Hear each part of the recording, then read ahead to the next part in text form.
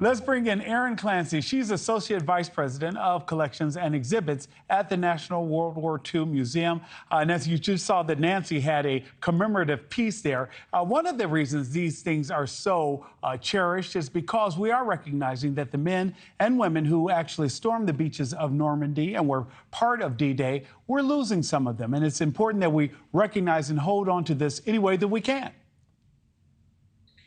I agree 100%. You know, the 80th anniversary of D-Day is very special because it's one of the last chances we have to hear from the veterans who were actually there, many of whom are now in their 90s and even 100s. We've had a few of them here today, in fact. Their firsthand stories bring this pivotal moment in history to life and help us remember the incredible sacrifices that were made for our freedom. Erin, as you continue to move in the space and talk about the honoring D-Day and the heroes now, some 80 years later, how do you explain the significance of D-Day and the years that have passed since then to a different generation or a younger generation that may not know the history behind World War II? That's always the challenge. But, you know, D-Day was obviously a massive Allied invasion of Nazi-occupied Normandy, France. It was significant because of the coordination involved, the coordinated efforts of thousands of troops, ships, aircraft, and it marked a critical turning point in World War II. But I think to fully appreciate D-Day's importance, I sometimes consider what was at stake. And that's what I think we try to impart to our visitors, especially to our younger visitors. What was at stake? The outcome of D-Day was not certain. And what would have been the consequences if it had failed? Nazi genocide would have continued, certainly. The war would have continued for far longer than it did. And I think that the entire course of history would have been profoundly different. The lives that we live today would have been profoundly different. So to think of it that way, you know, D-Day stands as a turning point in history, and it still affects our lives today. Ms. Clancey, I know that you've had an opportunity to interact with some of these men and their families or hear from them and the work that you do there. Veterans are honored on this day, but their numbers are dwindling. Are you finding different ways to keep their story alive in the digital age, or how is that working? Absolutely.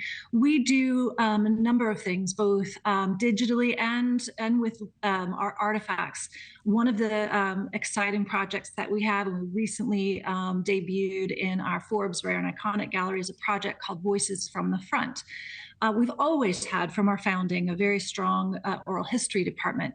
But Voices from the Front, I think, takes our oral history program and brings it into the next, you know, the next era of artificial intelligence. It uses machine learning and the answers given by veterans over several days, having been asked thousands of questions, and it then allows a visitor to interact with a simulated veteran, ask them questions, and then it will bring back the most appropriate answer. It's almost as if you're able to have a conversation with a veteran who already we've lost 3 of the veterans that we interviewed in this way. So it's a way for them to continue to live on and for us to continue to hear their stories firsthand.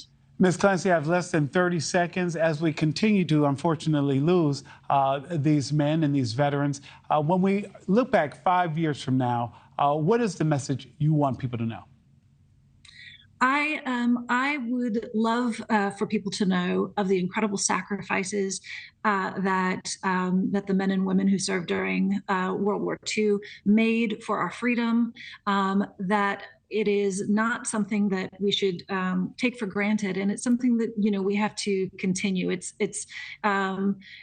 Democracy is great if you can keep it, I think was a you know, is a cliche at this point, but it's important that we honor their sacrifice by continuing their legacy.